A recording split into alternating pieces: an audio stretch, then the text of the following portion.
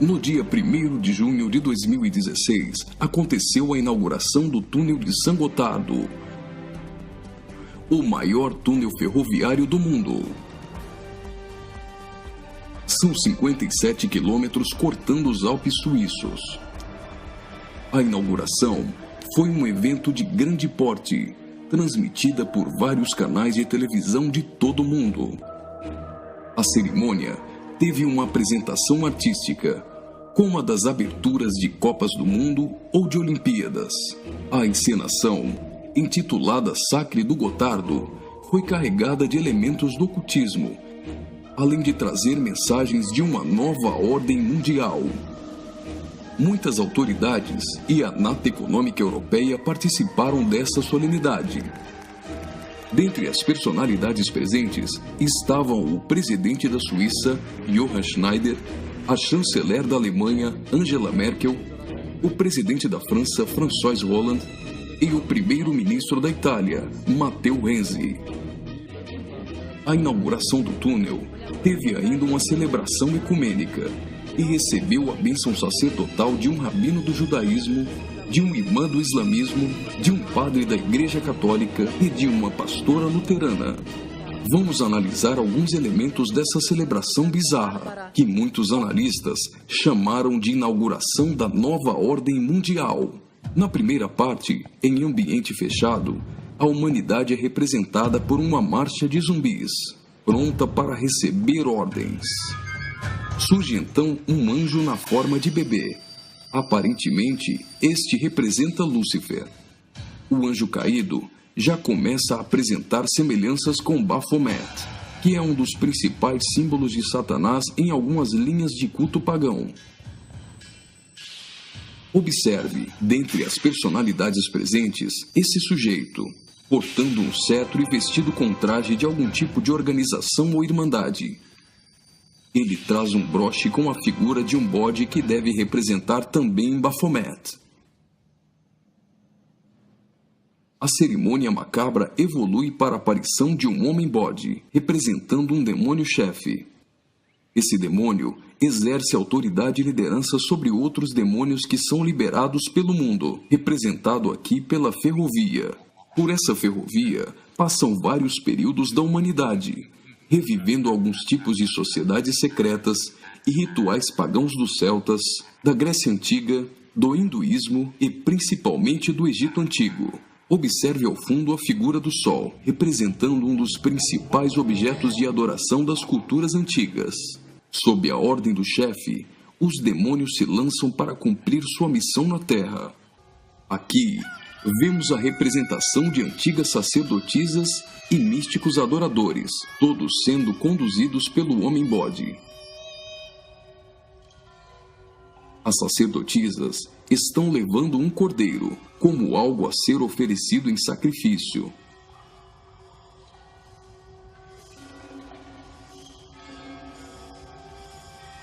Observe a semelhança dessas sacerdotisas de branco com as adoradoras de Ísis.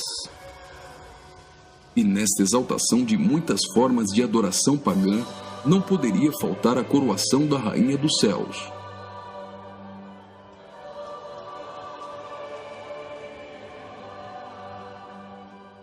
A cerimônia prossegue, agora em um ambiente externo. A parte interna exaltou a adoração pagã histórica. Na parte externa, o evento se torna uma cerimônia satânica regida pelo homem-bode. Os zumbis representam a humanidade manipulada, caminhando rumo a um futuro incerto. Os atores correm atrás de uma conquista. O túnel inaugurado literalmente furou 57 quilômetros de rochas nos Alpes suíços. Aparentemente, aqui a humanidade está tentando vencer a rocha, que pode representar Jesus.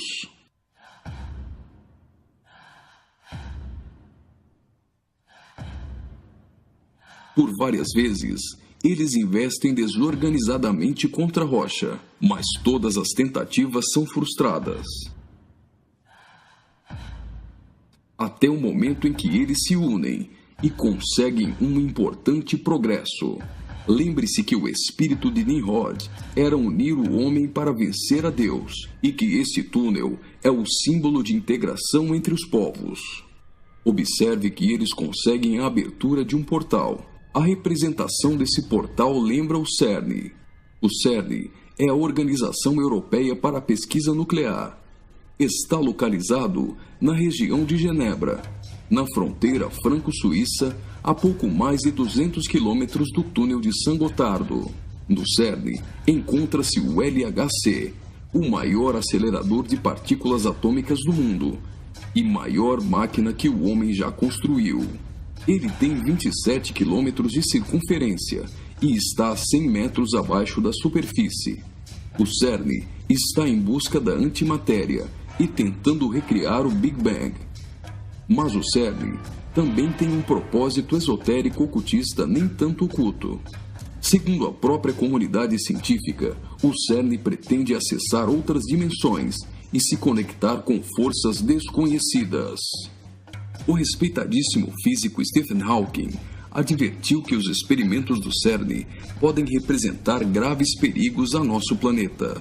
No prefácio de seu livro, Stardust, Hawking afirmou que o acelerador de partículas poderia causar uma decadência catastrófica do vácuo, o que levaria o tempo e o espaço a entrarem em um colapso.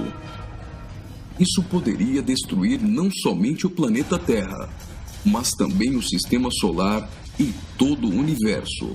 Você já deve ter ouvido falar da partícula de Deus, ou bóson de Higgs. Até o Papa implorou a comunidade científica a suspender as operações do LHC, advertindo que eles poderiam abrir os portões do inferno. Observe também que a logo do CERN é a junção de 3 números 6, 666. As cenas seguintes mostram uma sociedade em transformação. Do portal que foi aberto, procede a direção para a humanidade. Veja que uma nova sociedade vai surgindo. O espírito da rebeldia e da sensualidade marcam as pessoas. A decadência da humanidade é representada tanto na forma de uma queda literal, como através da sensualidade.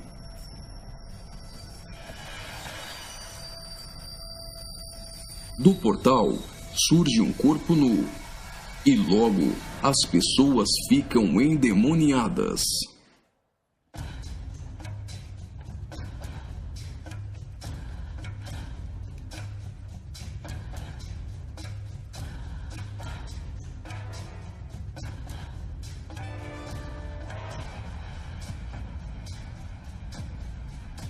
Veja a representação de que existe algo dentro deles.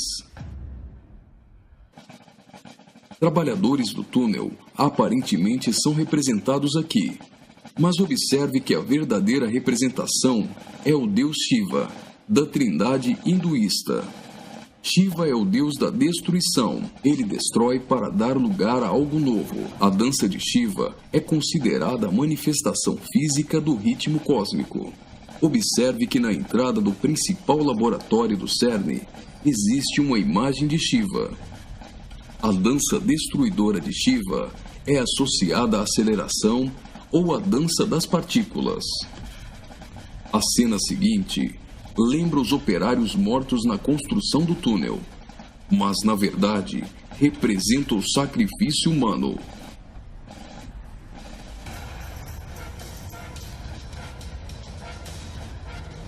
Veja que os corpos são lançados para dentro do abismo.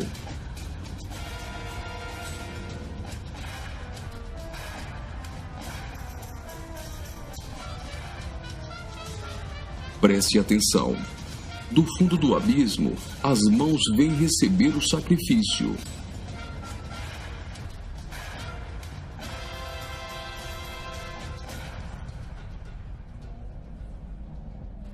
A morte dos trabalhadores dá lugar a 3 almas que sobem do abismo.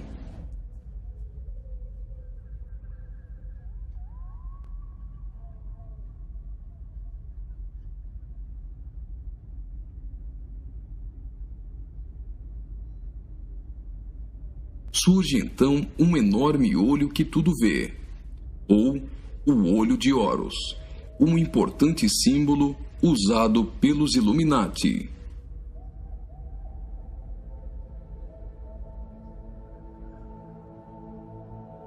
Agora, o homem-bode passa a ter um papel ainda mais importante na cerimônia, e as representações do livro de Apocalipse vão ficando mais evidentes.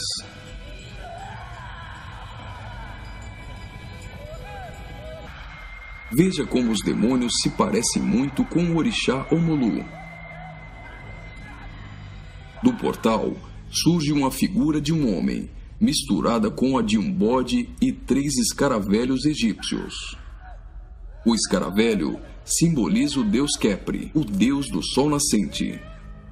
Homem e bode se fundem, representando a encarnação de Satanás e o surgimento do anticristo. Ele não será um homem normal. Sua autoridade e poder provém do próprio Satanás.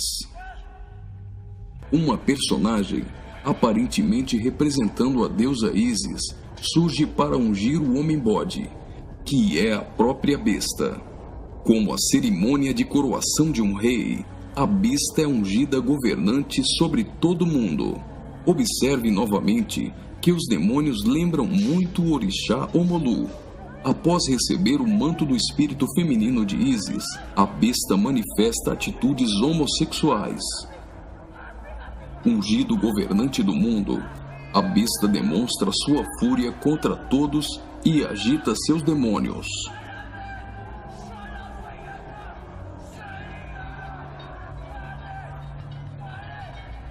Logo, os demônios sob comando da besta ficam ouriçados.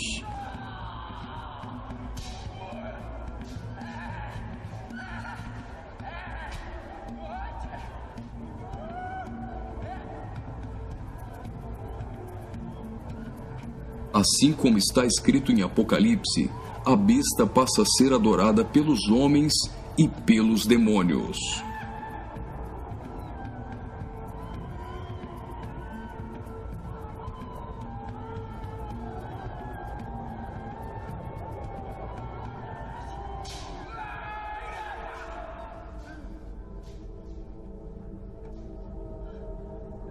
Observe agora o surgimento de 11 personagens, aparentemente representando a Igreja dos 11 Apóstolos. A besta terá autoridade para perseguir a Igreja e para matar os que não lhe adorarem.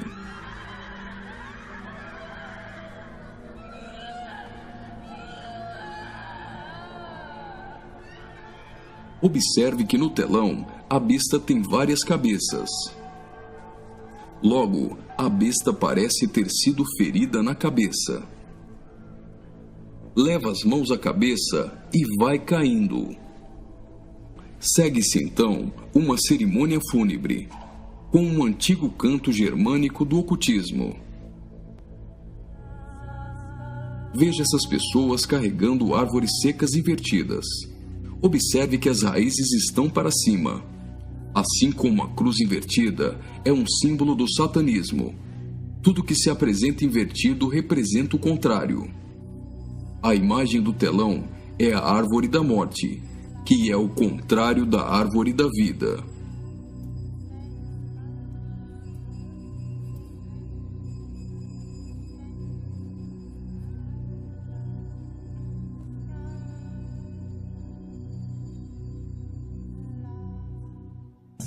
A tecnologia é mostrada como um instrumento para manipular o homem.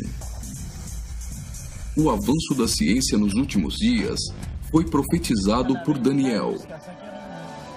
Observe agora a semelhança da imagem no telão com a Pokébola do game Pokémon GO.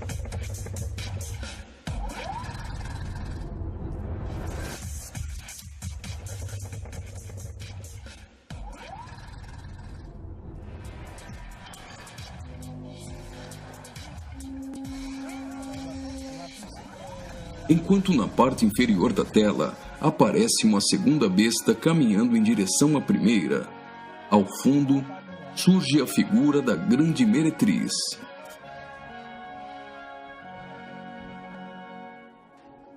Observe que a segunda besta ressuscita a primeira.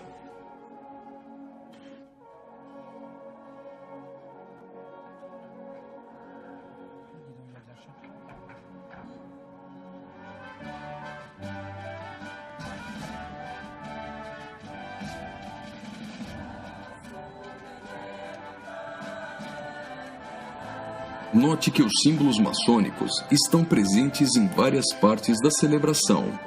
Aqui, temos o olho de Horus e o compasso com um esquadro. Os 3 personagens de cabeças grandes aparentemente representam as nações da Terra, os reis da Terra e os mercadores da Terra que foram embriagados e se prostituíram com a grande meretriz. O relógio girando ao contrário provavelmente faz menção à profecia de Daniel, de que o anticristo mudaria os tempos, e fala da velocidade em que a nova ordem mundial será estabelecida. No auge da cerimônia, todos os personagens se lançam em adoração. Mas afinal, o que eles estão adorando?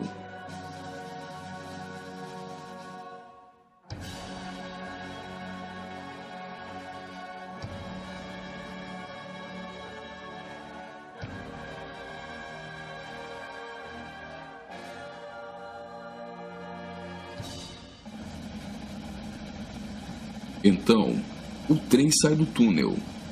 Mas certamente eles não estão adorando um trem. Eles adoram aquele a quem pensam que venceu a rocha. Eles adoram o grande dragão, a antiga serpente, que se chama Diabo e Satanás, o sedutor de todo mundo. Pensam que Satanás venceu a Cristo. A celebração é como se fosse uma grande vitória, como a consumação de uma enorme conquista.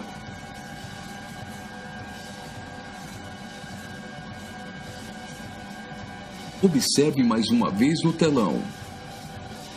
Por algum acaso, trens voam? O que isso significa? O trem se parece com uma serpente e representa a Satanás, que sempre quis subir aos altos céus e ser exaltado. É justamente isso que eles estão profetizando nesse ato profético.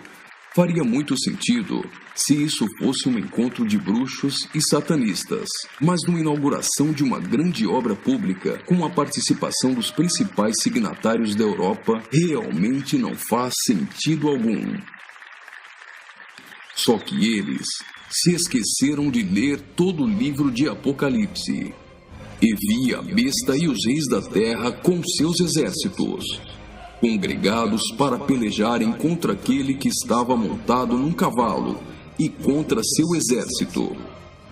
Mas a besta foi aprisionada, e com ela o falso profeta, que com os sinais feitos diante dela, seduziu aqueles que receberam a marca da besta, e eram os adoradores de sua imagem. Os 2 foram lançados vivos dentro do lago de fogo, que arde com enxofre. Apocalipse capítulo 19, versículos 19 e 20.